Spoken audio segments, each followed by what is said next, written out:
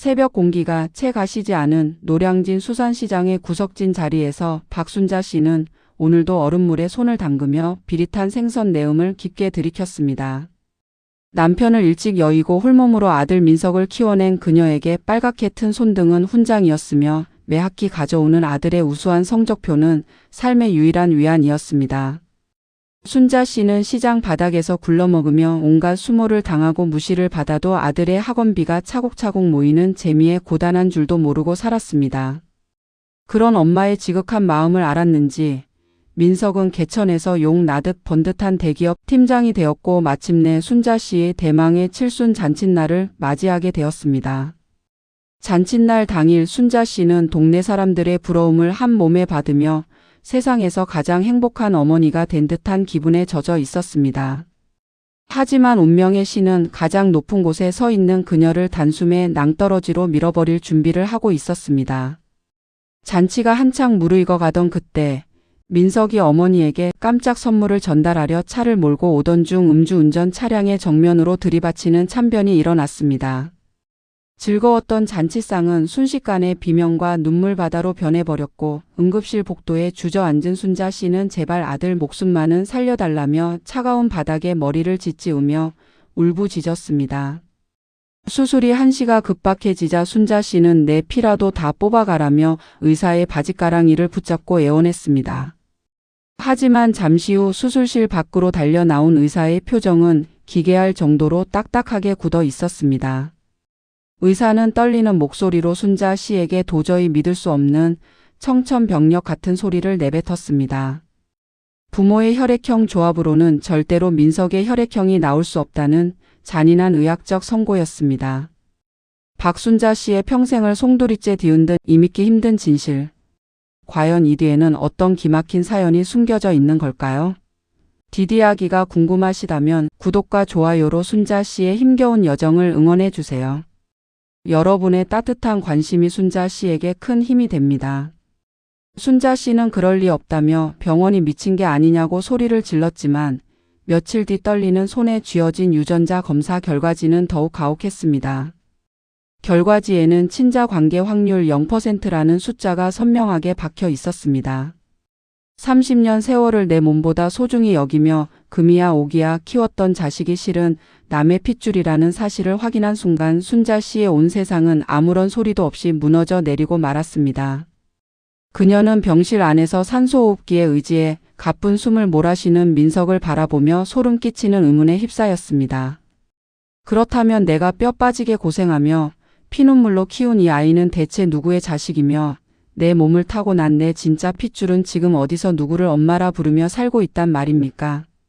순자 씨의 흐릿한 기억은 30년 전 당시 지역에서 가장 이름 높았던 성모 산부인과의 좁은 분만실로 향했습니다.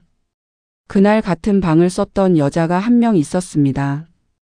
재벌가의 며느리라며 유난을 떨고 거드름을 피우던 한명숙이라는 여인이었습니다.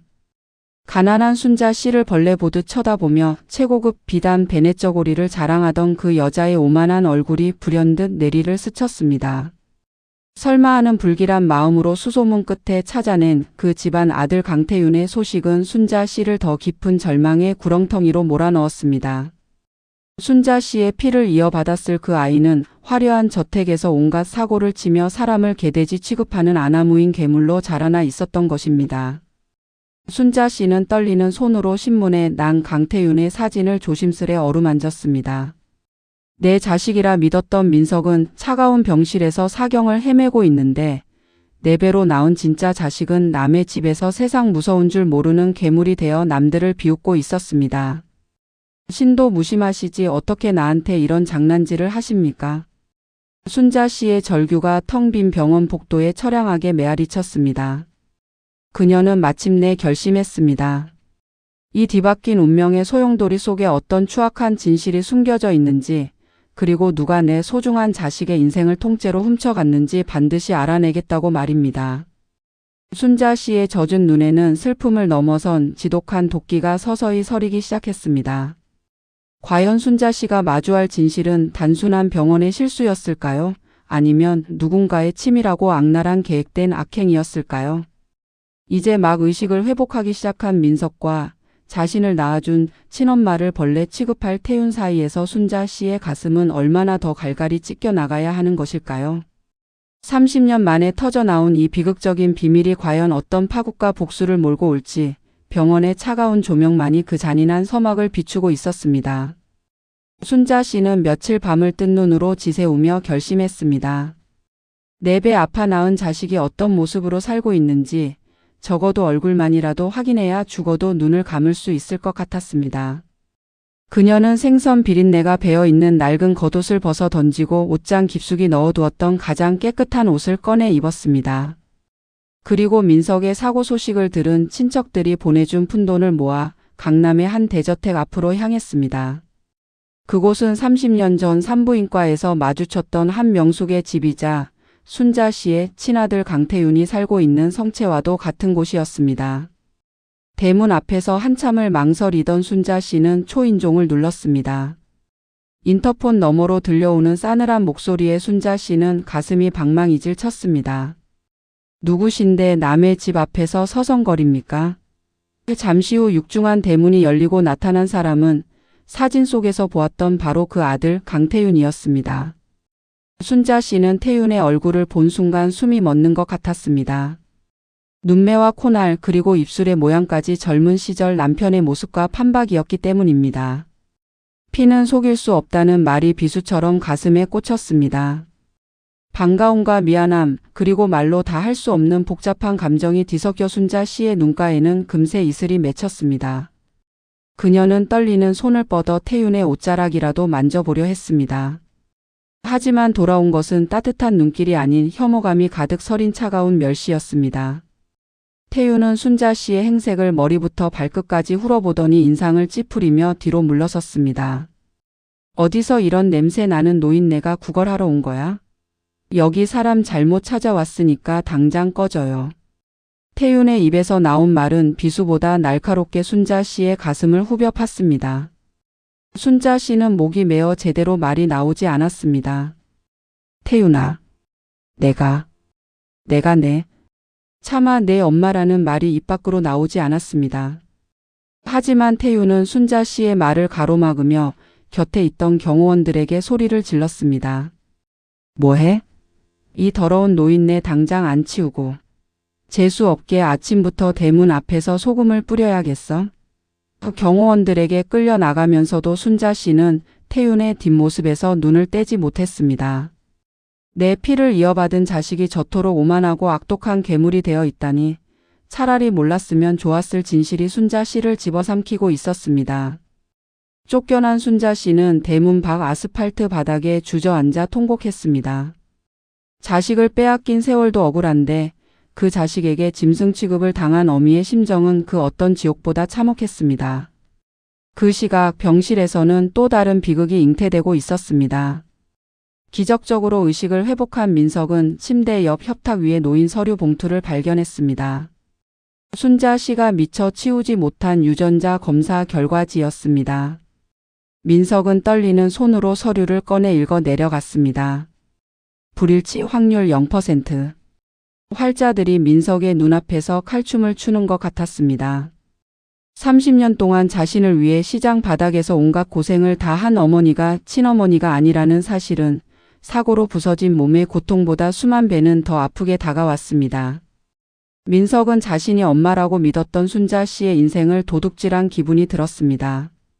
나 때문에 우리 엄마는 진짜 자식을 잃어버렸고 나 같은 남의 자식을 키우느라 그 고운 손이 다 갈라졌구나 싶은 생각에 가슴을 쥐어뜯으며 소리 없이 오열했습니다.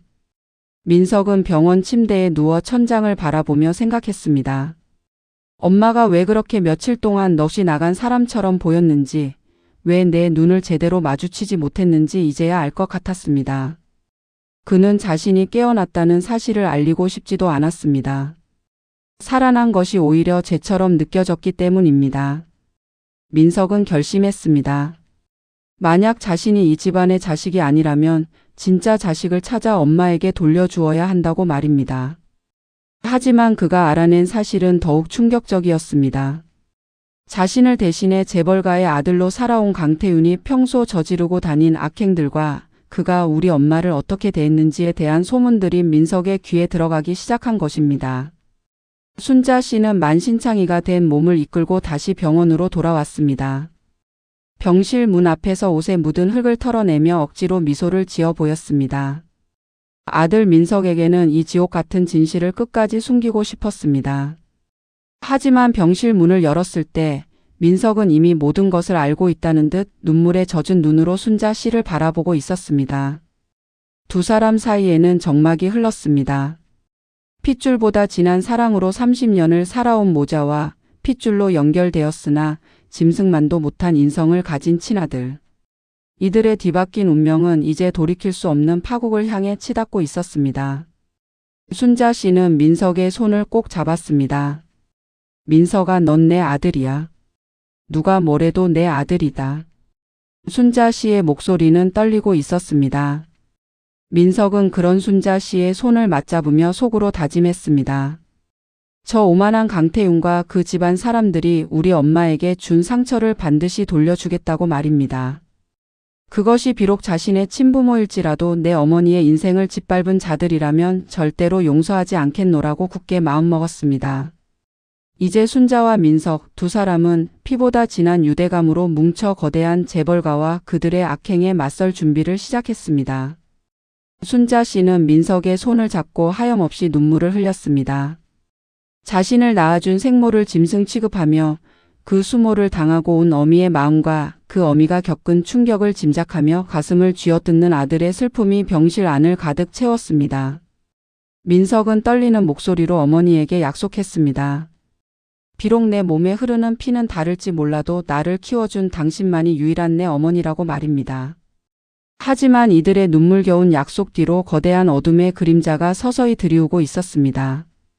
재벌가에서 아나무인으로 자라난 강태윤은 이미 자신의 출생에 대한 의심을 지우기 위해 사람을 붙여 순자 씨의 일거수일투족을 감시하고 있었던 것입니다. 태윤은 자신이 그토록 경멸하던 시장 바닥 노파의 자식일지도 모른다는 사실에 치를 떨며 진실을 아예 매장해버리기로 결심했습니다.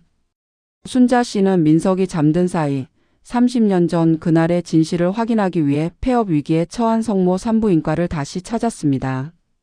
그곳에는 당시 간호사로 근무했던 노년의 여성이 홀로 병원을 지키고 있었습니다. 순자 씨는 무릎을 꿇고 애원했습니다. 제발 그날 무슨 일이 있었는지 말해달라고, 내 자식이 왜 남의 집으로 갔는지 가르쳐달라고 말입니다. 처음에는 입을 굳게 다물고 외면하던 전직 간호사는 순자 씨의 처절한 통곡에 결국 무거운 입술을 뗐습니다. 그녀의 입에서 나온 말은 순자 씨를 경악하게 만들기에 충분했습니다. 그것은 단순한 실수가 아니었습니다. 당시 재벌가 며느리였던 한명숙의 시어머니, 즉 태윤의 할머니가 가문의 후계자를 반드시 얻어야 한다는 강박에 사로잡혀 저지른 조직적인 범죄였다는 사실이 드러났습니다. 당시 한명숙이 낳은 아이는 몸이 매우 허약하여 생존이 불투명했던 반면 순자 씨가 낳은 아이는 우렁찬 울음소리와 함께 아주 건강하게 태어났습니다. 재벌가 시어머니는 가문의 대를 잇기 위해 건강한 아이가 필요했고 병원장에 막대한 후원금을 약속하며 은밀하게 아이를 바꾸도록 지시했던 것이었습니다. 순자 씨는 그 말을 듣는 순간 숨이 멎는 것 같았습니다. 내 아이는 건강하다는 이유로 빼앗겼고 죽어가는 남의 아이를 내 품에 안겨 가난 속에서 피눈물을 흘리게 한 자들의 악랄함에 치가 떨렸습니다. 순자 씨는 그 증거가 담긴 오래된 진료 기록부를 확보하려 했지만 이미 태윤이 보낸 수하들이 병원을 덮쳐 서류를 가로채려 하고 있었습니다. 위기의 순간 순자 씨는 간신히 뒷문으로 빠져나와 도망쳤습니다. 하지만 태윤은 멈추지 않았습니다. 그는 자신의 출생 비밀을 알고 있는 순자 씨를 아예 사회적으로 매장하기 위해 치졸한 음모를 꾸미기 시작했습니다. 순자 씨가 운영하던 작은 생선 가게에 불량배들을 보내 행패를 부리게 하고 민석이 다니던 회사의 비리 의혹을 제보하여 민석을 해고 위기로 몰아넣었습니다. 태윤은 차가운 미소를 지으며 혼잣말을 내뱉었습니다. 미천한 노파 주제에 감히 누구의 자리를 넘봐? 그 비밀과 함께 평생 쓰레기통에서 썩게 해주지. 태윤의 인성은 이미 인간의 영역을 벗어난 괴물 그 자체였습니다. 한편 병실에서 퇴원 준비를 하던 민석은 어머니가 겪고 있는 고통을 더 이상 지켜보고만 있을 수 없었습니다. 그는 우연히 태윤의 수아들이 나누는 대화를 엿듣게 되었고 자신들을 위협하는 배우가 다름 아닌 자신의 생모인 한명숙과 그 아들 태윤이라는 사실에 분노했습니다. 민석은 결심했습니다.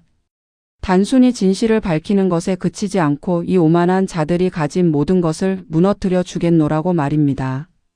그는 과거 대기업 팀장으로서 쌓아온 인맥과 정보를 동원해 강태윤의 비자금과 사생활 비리를 은밀히 조사하기 시작했습니다. 순자 씨는 만신창이가 된 몸으로 다시 민석 앞에 섰습니다. 그녀의 손에는 전직 간호사가 목숨처럼 숨겨두었던 낡은 베네저골이 한 벌이 들려 있었습니다. 그것은 30년 전 아이가 바뀌기 직전 순자 씨가 직접 수놓았던 민석의 베네저골이었습니다. 하지만 그 옷은 지금 재벌가의 아들이 된 태윤이 입었던 것이었습니다.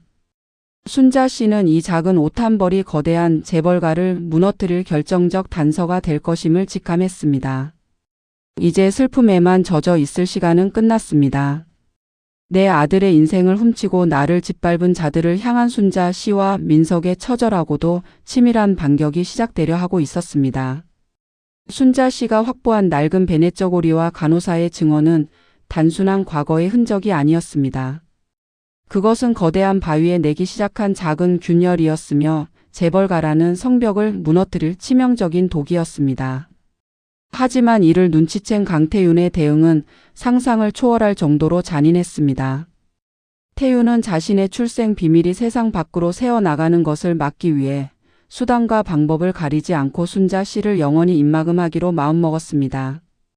그는 사람을 시켜 순자 씨가 병원 근처를 지날 때를 노려 검은 승합차로 납치하는 천인공노할 짓을 저질렀습니다.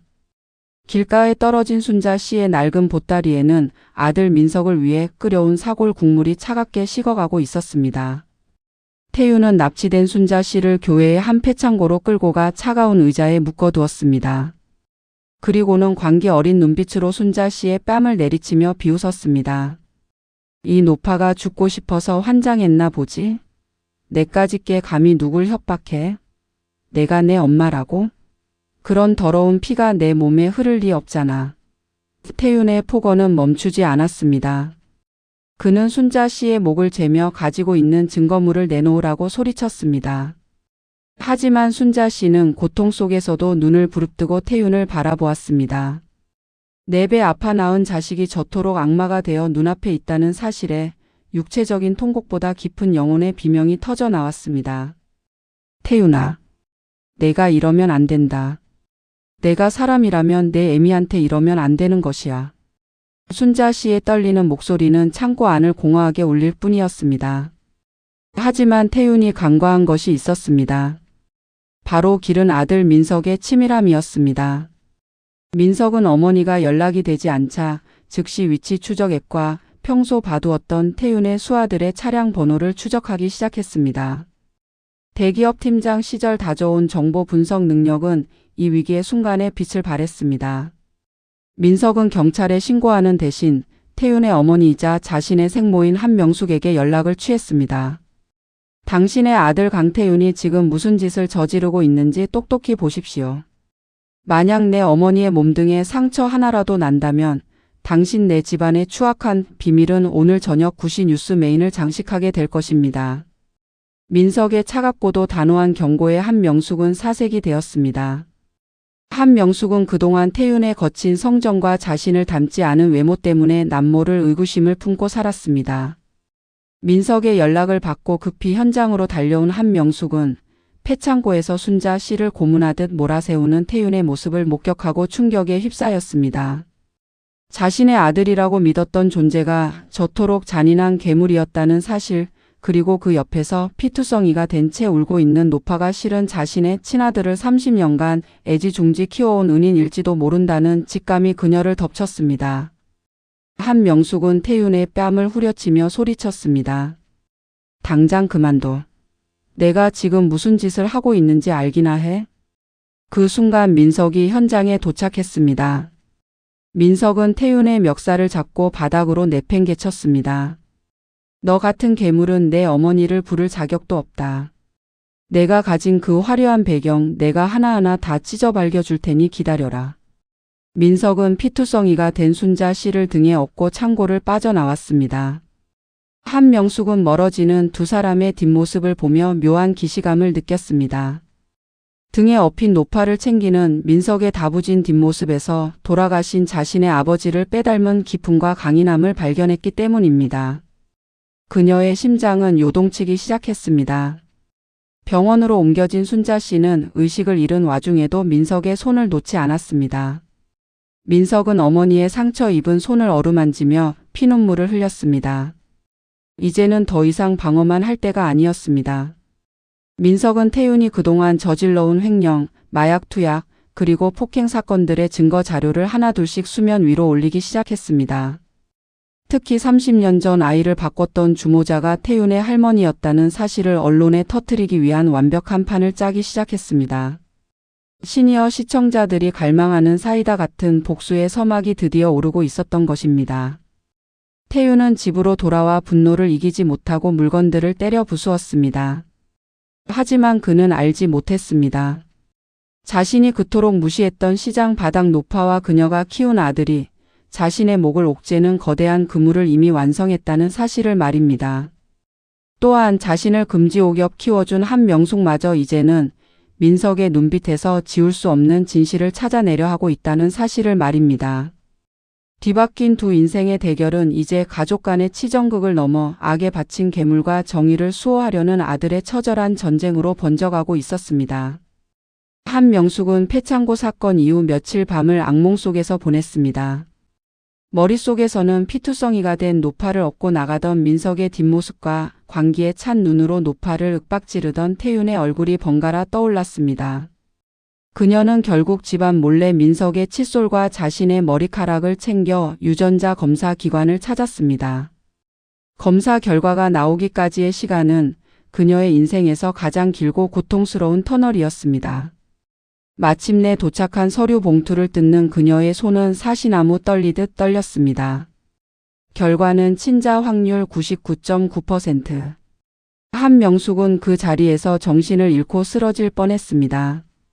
내가 30년 동안 괴물을 내 자식이라 믿고 금지옥엽 키우는 동안 내 진짜 핏줄은 시장 바닥에서 비린내를 맡으며 남의 자식으로 살아왔다는 사실에 심장이 갈기갈기 찢겨 나갔습니다. 한명숙은 염치불구하고 민석이 입원해 있는 병실로 달려갔습니다. 하지만 병실 문 앞에는 순자 씨가 몸을 추스르고 앉아 있었습니다. 두 여인의 눈이 마주친 순간 말로 다 할 수 없는 세월의 회한이 공기를 메웠습니다. 한명숙은 무릎을 꿇고 순자 씨의 거친 손을 부여잡았습니다. 죄송합니다. 정말 죽을 죄를 지었습니다. 내 자식을 이렇게 훌륭하게 키워주셨는데 나는 당신 자식을 괴물로 만들었습니다. 한명숙의 통곡 섞인 참회에 순자 씨의 눈에서도 마르지 않은 눈물이 터져 나왔습니다. 순자 씨는 떨리는 목소리로 대답했습니다. 내 아들 민석이는 내가 목숨 걸고 지킨 내 자식입니다. 하지만 당신 아들 태윤이는 저대로 두면 정말 악마가 될 것입니다. 제발 그 아이를 멈춰 주십시오. 한편 자신의 출생 비밀이 어머니 한명숙에게까지 탄로 났을지도 모른다는 공포에 휩싸인 태윤은 극단적인 선택을 했습니다. 그는 자신이 가진 권력을 이용해 순자 씨가 평생 일궈온 시장통의 생선 가게를 강제 철거 구역으로 묶어버렸습니다. 법적 절차도 무시한 채 용역 깡패들과 대형 포크레인을 동원해 순자 씨의 삶의 터전을 밀어버리려 한 것입니다. 태윤은 포크레인 조종석 옆에 서서 비열한 미소를 지었습니다. 이 낡아빠진 가게만 없어지면 내 과거도 영원히 사라지는 거야. 어디 한번 막아보시지. 그의 눈에는 이미 인성이란 찾아볼 수 없는 광기만이 가득했습니다. 철거 소식을 듣고 달려온 순자 씨는 포크레인 앞을 가로막고 섰습니다. 이놈아, 여기가 어떤 곳인데 내가 감히 무너뜨리려 하느냐. 내가 이 가게를 밀려거든 이 어미를 먼저 깔고 가라.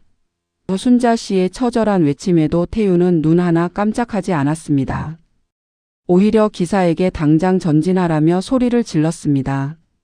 거대한 포크레인 삼날이 순자 씨의 머리 위로 위태롭게 다가오던 그 찰나 민석이 나타나 순자 씨를 끌어안으며 온몸으로 포크레인을 막아섰습니다.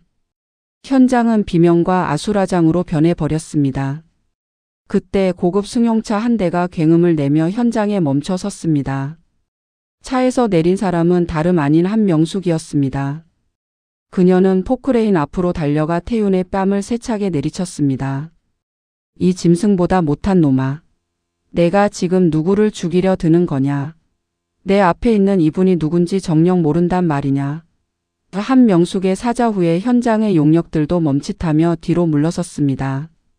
태윤은 당황하며 어머니를 붙잡으려 했지만 한명숙은 태윤의 손을 뿌리치며 유전자 검사 결과지를 그의 얼굴에 던졌습니다.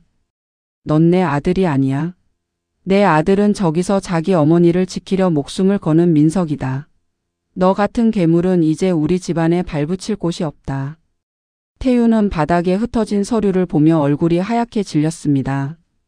구경하던 시장 상인들과 유튜버들은 이 기막힌 현장을 실시간으로 중계하며 태윤의 악행을 세상에 알리고 있었습니다. 민석은 차가운 눈빛으로 태윤을 바라보며 말했습니다.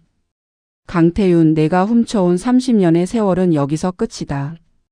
이제 내가 저지른 모든 죄의 대가를 치르게 해주마.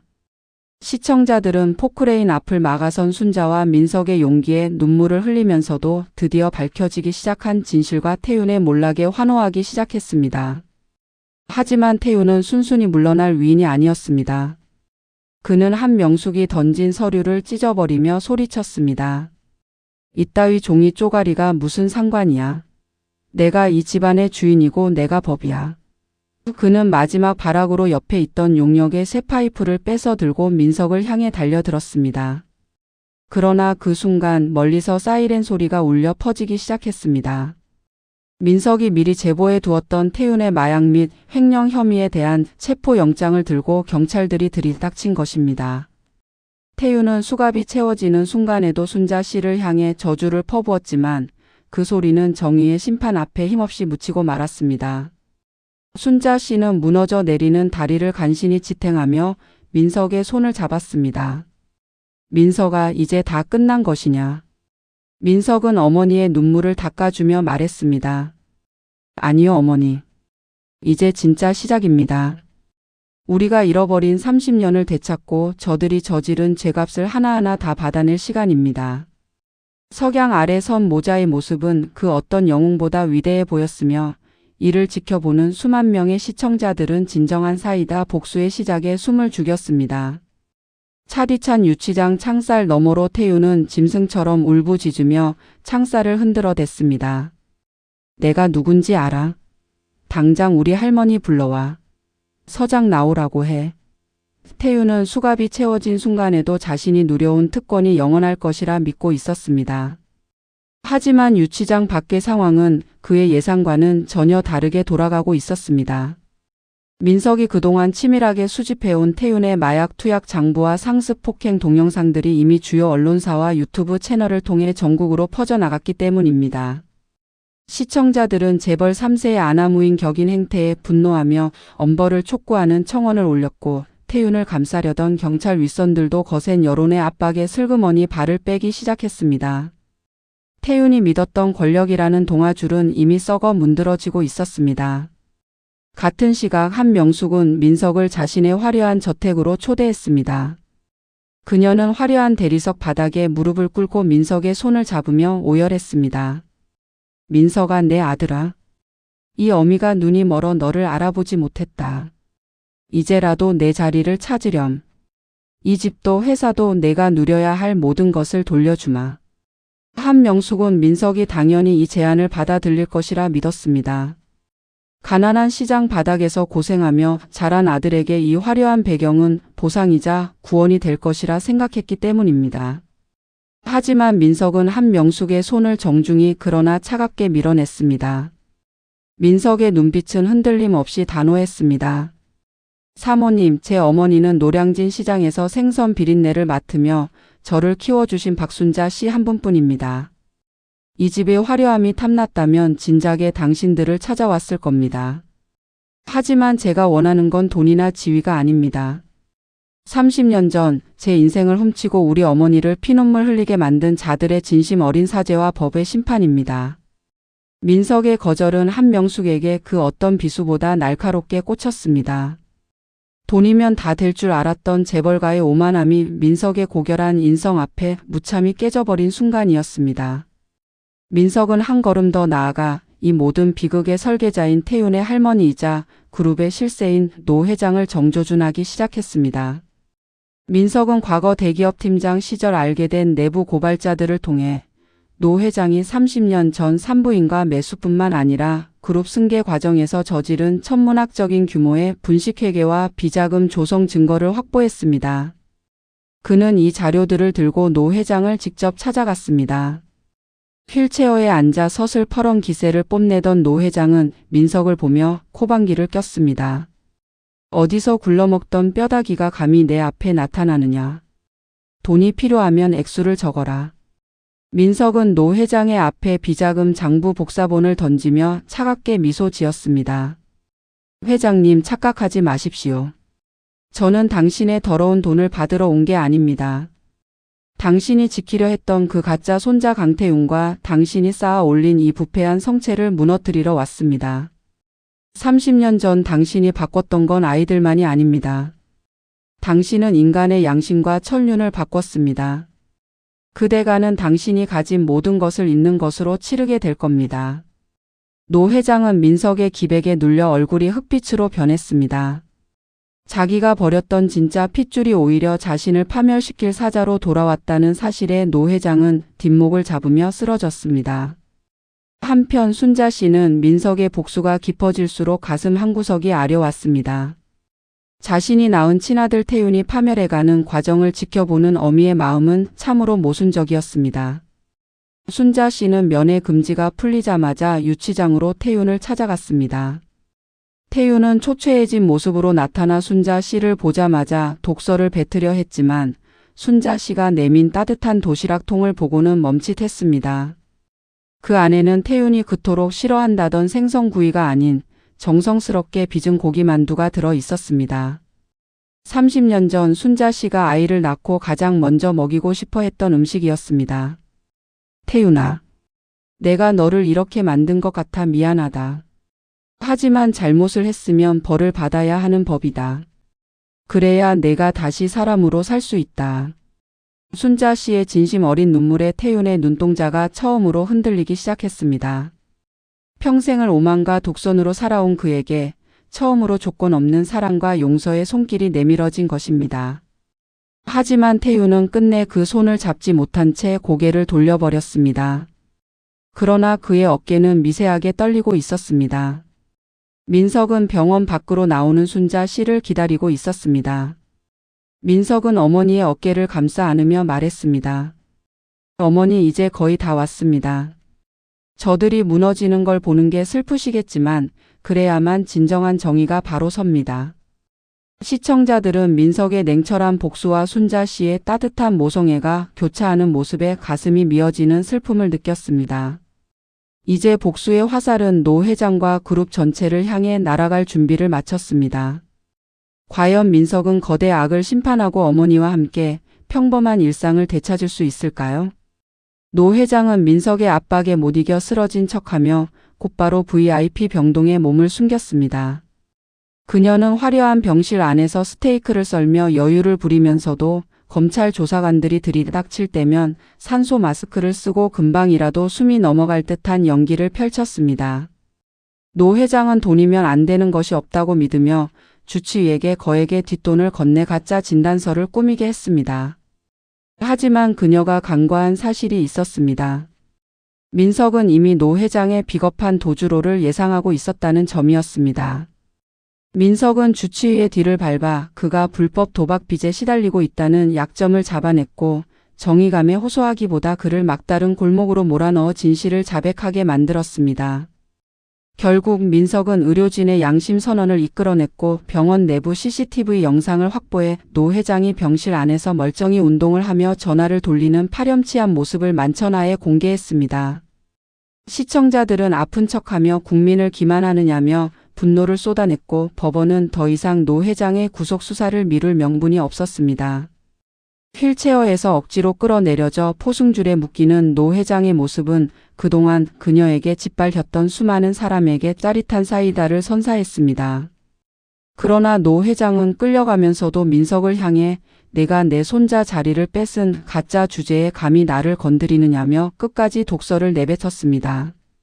같은 시각 유치장에서 구치소로 이감된 태우는 생전 처음 겪어보는 지옥 같은 현실에 직면했습니다. 그동안 돈과 권력으로 사람들을 부려왔던 그였지만 담장 안에 거친 죄수들에게 태우는 그저 좋은 먹잇감일 뿐이었습니다. 죄수들은 태윤이 과거에 저질렀던 갑질과 악행들을 뉴스로 접하며 이미 그를 증오하고 있었습니다. 태윤은 좁고 냄새나는 방에서 다른 죄수들의 발을 닦고 식판을 치우며 모욕적인 나날을 보냈습니다. 한때 명품 정장을 입고 수입차를 몰던 그 손은 설거지물에 불어터졌고 그의 눈에는 오만함 대신 살려달라는 비겁한 공포가 서리기 시작했습니다. 비참한 생활을 이어가던 어느 날 태윤은 같은 방을 쓰는 늙은 죄수로부터 소름 끼치는 과거의 전말을 듣게 되었습니다. 그 노인은 30년 전 노 회장의 명령으로 병원 기록을 조작했던 병원 행정직원이었습니다. 그는 태윤을 빤히 바라보더니 비릿한 웃음을 지으며 입을 열었습니다. 내가 강태윤이지? 참 세상 좁네. 너 사실 노 회장이 왜 너를 택했는지 알아? 단순히 내가 건강해서인 줄 알지? 아니 너는 그저 노 회장이 가문의 대를 잇기 위해 사온 건강한 부속품이었을 뿐이야. 태윤은 불길한 예감에 몸을 떨었습니다. 노인의 폭로는 잔인했습니다. 당시 한명숙이 낳은 진짜 손자는 너무나 허약해서 의사들조차 포기할 정도였고 노 회장은 가문의 위신이 깎일까 두려워 건강하게 태어난 순자의 아들을 강제로 빼앗아 태윤의 자리에 앉혔던 것이었습니다. 너 때문에 그 집 진짜 아들은 시장 바닥에서 죽을 고비를 넘기며 자랐고 너는 그 죄값으로 지금 여기 있는 거야. 태윤은 이 사실을 듣고 정신이 완전히 붕괴되었습니다. 자신이 그토록 멸시하던 가난한 노파가 실은 자신을 낳아준 친어머니였다는 사실, 그리고 자신이 누려온 모든 부귀영화가 남의 인생을 짓밟고 얻은 허상이었다는 사실에 태윤은 구토감을 느꼈습니다. 태윤은 차가운 간방 벽에 머리를 찌우며 울부짖었습니다. 아니야. 그럴 리 없어. 내가 그 더러운 노인네 자식이라고? 말도 안 돼. 하지만 거울 속에 비친 자신의 초췌한 모습에서 문득 순자 씨의 고단한 눈매가 겹쳐 보였습니다. 피는 속일 수 없다는 사실이 그를 가장 처절하게 파멸시키고 있었습니다. 태윤은 자신이 그동안 친어머니인 순자 씨에게 저질렀던 악행들을 떠올리며 발작하듯 소리를 질렀습니다. 인간으로서의 마지막 자존감마저 무너져 내린 그는 이제 재벌가 아들이 아닌 한 명의 범죄자이자 폐륜아로서 밑바닥으로 추락하고 있었습니다. 한편 순자 씨는 민석의 복수가 성공 가도를 달리고 있음에도 식음을 전폐하고 알아누웠습니다. 그녀는 민석에게 조용히 고백했습니다. 민석아, 이제 그만하면 안 되겠느냐. 저 사람들이 무너지는 걸 보니 내 마음이 편치 않구나. 내가 그 더러운 재벌가 사람이 되는 것도 싫고 그냥 예전처럼 우리 둘이 생선 비린내 맡으며 살던 그때가 그립다. 순자 씨의 눈물 섞인 호소에 민석은 잠시 멈칫했습니다. 민석은 깨달았습니다. 진정한 복수는 저들을 무너뜨리는 것에서 끝나는 것이 아니라 상처받은 어머니의 마음을 치유하고 잃어버린 평화를 되찾는 것임을 말입니다. 민석은 어머니의 손을 꼭 잡으며 약속했습니다. 어머니, 이제 마지막 한 걸음만 남았습니다.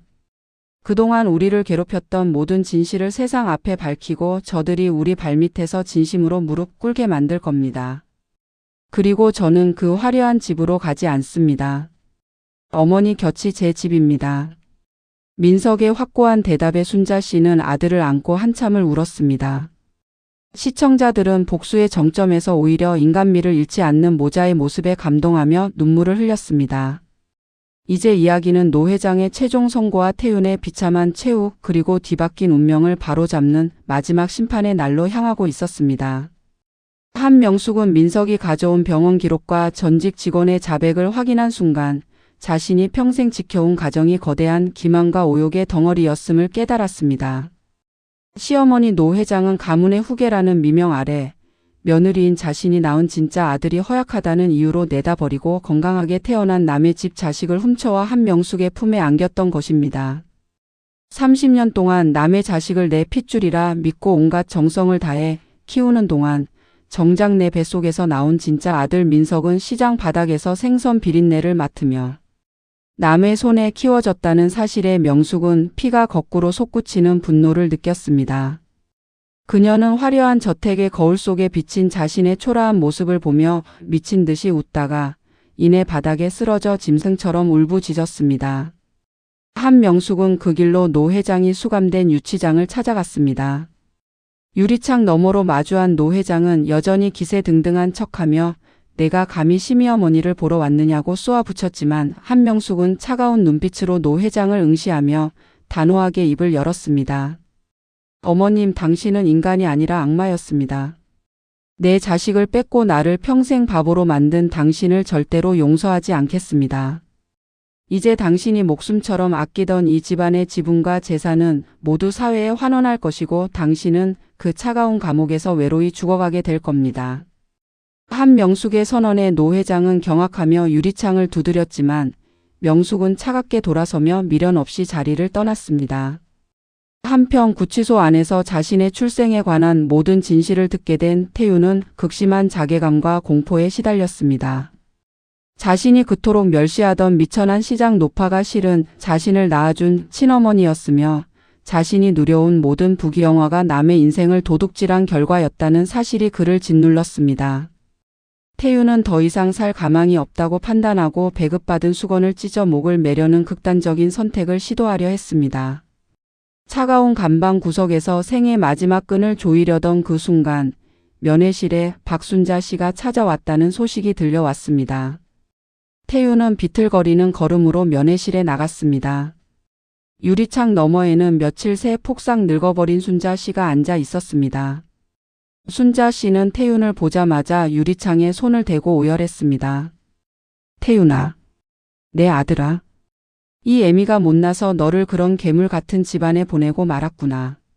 내가 저지른 죄가 하늘을 찌르지만 그래도 너는 내 배 아파 낳은 내 새끼다. 순자 씨의 떨리는 목소리는 태윤의 심장을 난도질했습니다. 태윤은 독서를 내뱉으려 입을 달싹였지만 순자 씨가 정성스럽게 싸온 도시락통을 보고는 끝내 무너져 내리고 말았습니다. 그 안에는 태윤이 그토록 싫어한다던 투박한 주먹밥이 들어 있었습니다. 30년 전 가난한 순자 씨가 젖이 나오지 않아 아이에게 먹이고 싶어 했던 눈물의 음식이었습니다. 태윤은 주먹밥을 입에 밀어 넣으며 짐승처럼 오열했습니다. 평생을 명품과 산의 진미에 취해 남을 짓밟으며 살아왔던 그였지만 정작 자신이 가장 비참한 밑바닥에 추락했을 때 손을 내밀어준 사람은 자신이 구둣발로 짓밟았던 진짜 어머니 분이었습니다. 엄마, 내가 무슨 짓을 한 거야. 태윤은 처음으로 자신의 죄를 진심으로 뉘우치며 바닥에 머리를 찌우며 사죄했습니다. 자신이 빼앗아 누렸던 민석의 인생과 자신 때문에 가슴에 대못이 박힌 채 살아온 순자 씨를 생각하며 그는 피눈물을 흘렸습니다. 민석은 이 모든 과정을 묵묵히 지켜보며 복수의 끝을 향해 마지막 발걸음을 옮겼습니다. 그는 한명숙이 양도하기로 한 재산을 기반으로 과거 성모 산부인과에서 아이가 바뀌어 고통받았던 또 다른 피해자들을 찾는 재단을 설립하기로 했습니다. 단순히 돈을 돌려받는 것이 아니라 돈으로 사람의 인생을 사고 팔았던 재벌가의 오만함을 사회적 정의로 되돌려주는 방식을 택한 것입니다. 민석의 이러한 행보는 시청자들에게 신선한 충격과 깊은 감동을 안겨주었습니다. 진정한 참교육은 가해자를 파멸시키는 것을 넘어 피해자가 더 빛나는 삶을 사는 것이라는 여론이 형성되며 민석은 전국적인 영웅으로 떠오르게 되었습니다.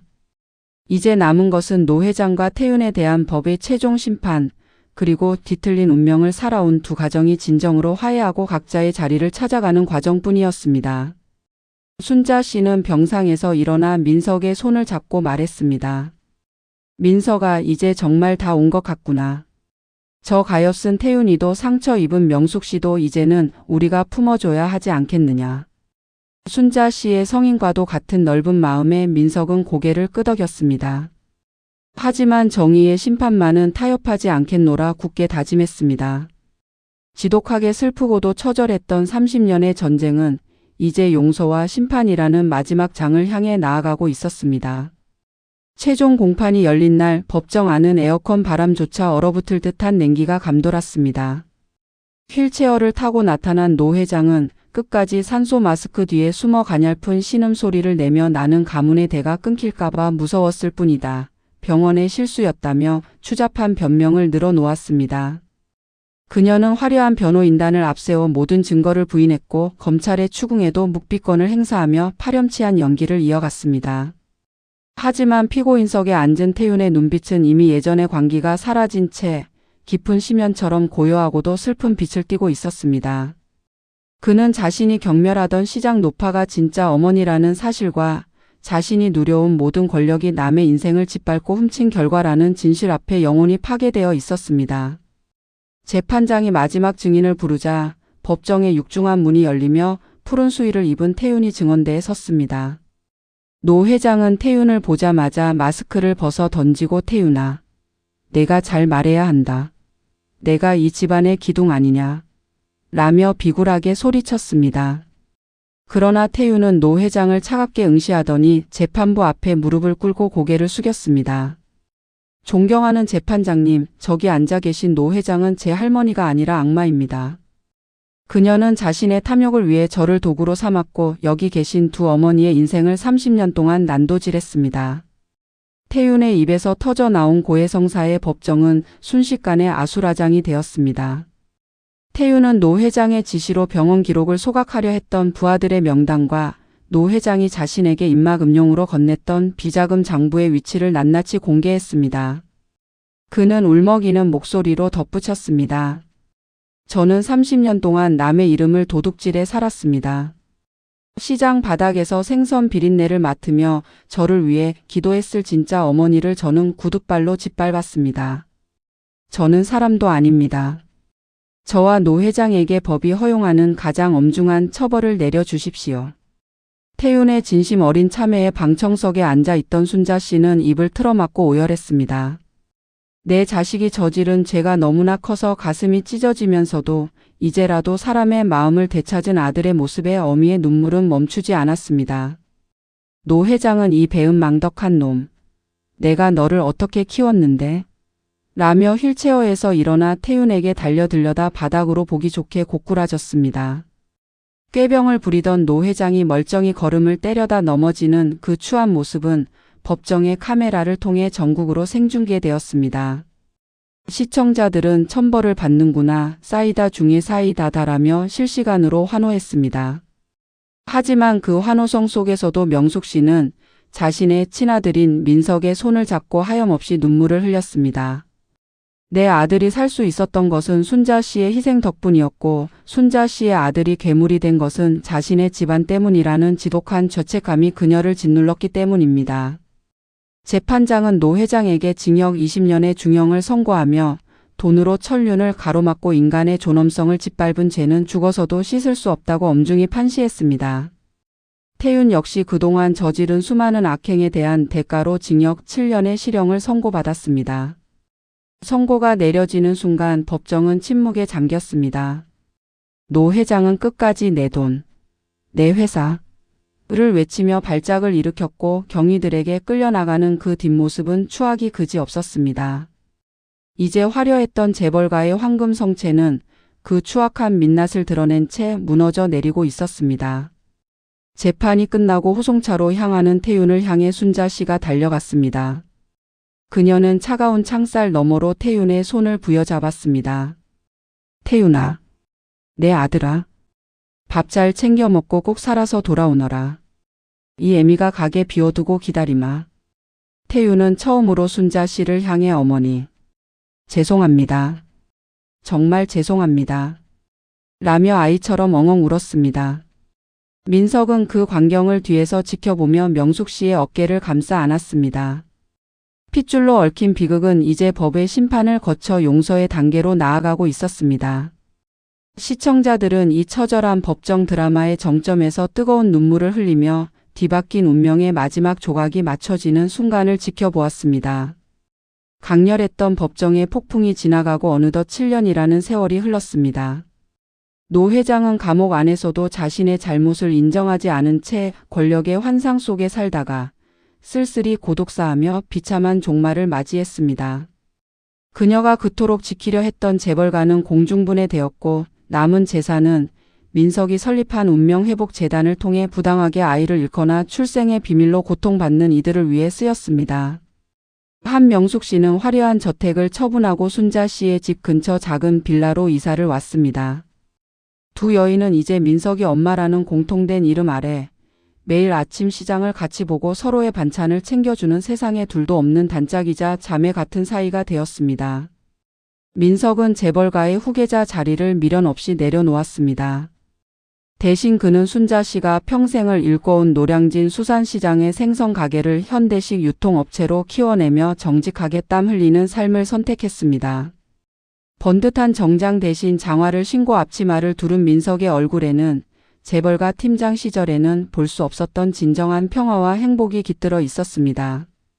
민석은 매 주말이면 두 어머니를 모시고 교회로 나들이를 가며 30년간 드리지 못했던 효도를 2배로 다했습니다.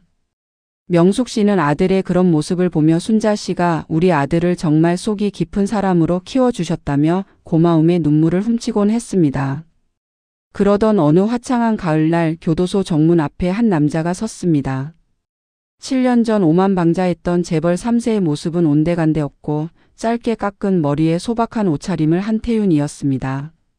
그는 교도소를 나오자마자 땅바닥에 엎드려 큰 절을 올렸습니다. 지난 세월 그는 감옥 안에서 순자 씨가 매달 보내준 편지와 영치금을 보며 매일 밤 자신의 과거를 참회했습니다. 태윤은 두려운 마음으로 발걸음을 옮겼습니다. 그가 향한 곳은 예전 같았으면 쳐다보지도 않았을 노량진의 낡은 생선 가게 앞이었습니다. 가게 문을 열기 전 태윤은 한참을 망설였습니다. 내가 감히 그분들을 뵐 면목이 있을까? 하지만 그때 가게 안에서 생선 상자를 나르던 민석과 눈이 마주쳤습니다. 민석은 잠시 멈칫하더니 이내 엷은 미소를 지으며 수건으로 손을 닦고 나왔습니다. 왔냐? 어머니가 안에서 기다리신다. 민석의 짧은 한마디에 태윤은 참았던 눈물을 터뜨리고 말았습니다.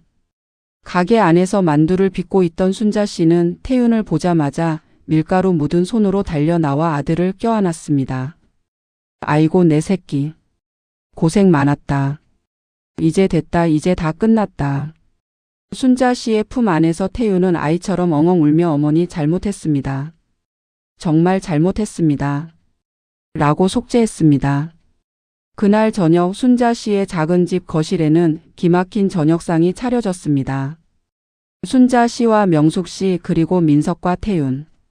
뒤바뀐 운명의 소용돌이 속에서 서로를 증오하고 아파했던 4사람이 한 식탁에 둘러 앉았습니다. 명숙 씨는 태윤의 손을 따뜻하게 잡으며 말했습니다. 태윤아, 내가 우리 집에서 괴물로 자란 건 내 책임도 크다. 이제는 순자 씨 곁에서 제대로 된 사람으로 다시 시작해보렴. 태윤은 고개를 숙인 채 조용히 밥을 입에 넣었습니다. 비록 핏줄은 엉켜 있었지만 그들을 묶어준 것은 원망이 아닌 이해와 용서라는 이름의 사랑이었습니다. 시청자들은 이 대단원의 막을 지켜보며 뜨거운 감동의 댓글을 쏟아냈습니다. 지독하게 슬펐지만 끝내 행복해지는 모습에 위로받습니다. 진정한 사이다는 복수뿐만 아니라 용서까지 완성될 때 온다는 것을 배웠습니다. 라는 평이 줄을 이었습니다. 유튜브 알고리즘을 타고 이 이야기는 수백만 명에게 전파되며 가족의 소중함과 권선징악의 진리를 다시금 일깨워 주었습니다. 순자 씨는 잠든 아들들의 얼굴을 바라보며 창밖의 보름달을 향해 두 손을 모았습니다. 30년 전 병원 복도에서 통곡하던 가난한 여인은 이제 세상에서 가장 부유한 어머니가 되어 있었습니다. 신령님 고맙습니다. 내 자식들을 이렇게 다시 제 품에 돌려보내 주셔서 감사합니다. 순자 씨의 깊은 기도를 끝으로 피보다 진한 사랑으로 씌어진 30년의 뒤바뀐 운명 이야기는 아름다운 마침표를 찍었습니다. 비극은 지나가고 그들의 삶에는 이제 따스한 햇살만이 비추고 있었습니다.